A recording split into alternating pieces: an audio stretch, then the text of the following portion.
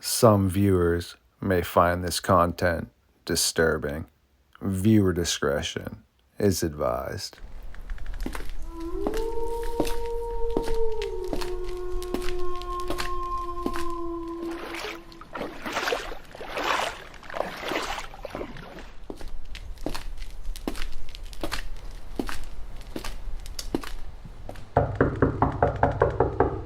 My creatures of the night, I've been expecting you to venture once again here into the Fox Den for another episode of Midnight Lycanthropy.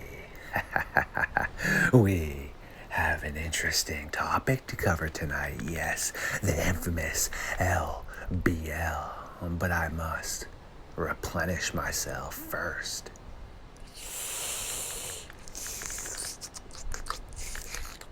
Delicious as always. As previously stated, we are heading down to the infamous area known as the land between the lakes.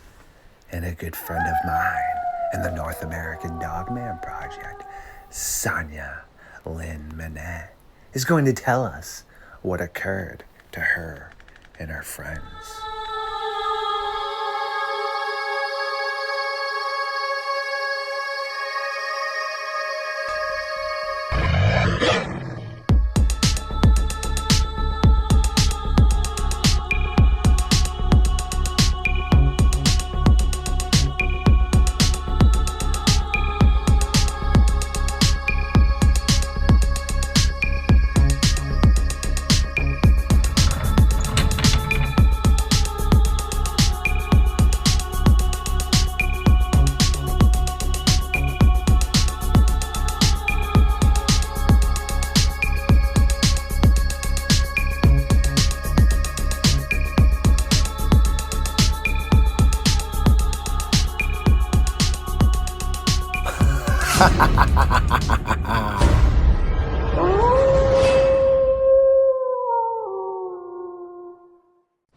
My name's Sonya-Lynn and I live in East Tennessee. About 13 years ago, me and 3 other friends saw a dogman. What I know now is a dogman. Then I thought it was a werewolf, honestly, because it was the definition of what a werewolf would look like.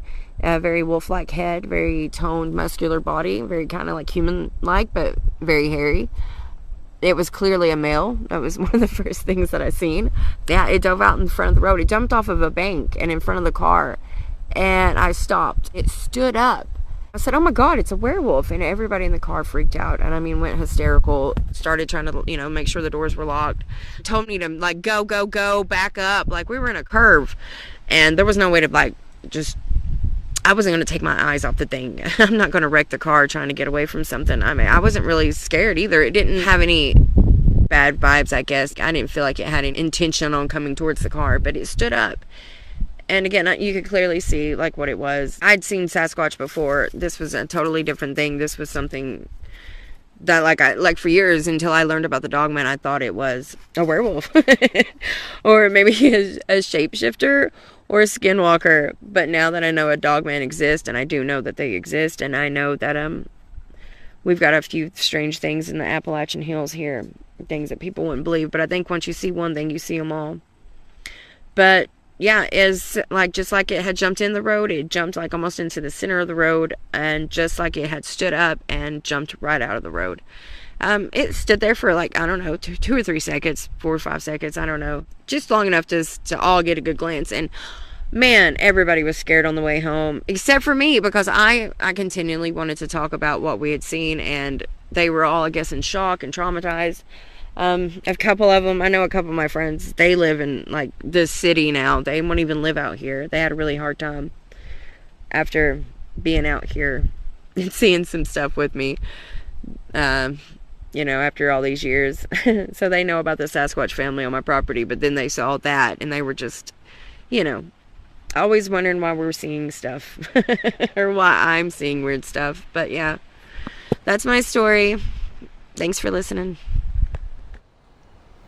Thank you again for everyone who stopped by the Fox Den tonight to hang out with us for another episode of Midnight Lycanthropy here on Star Fox Radio. If you do enjoy my content, please like, subscribe, and share it. Until next time, stay safe out there, be good people, and realize there are monsters in the darkness.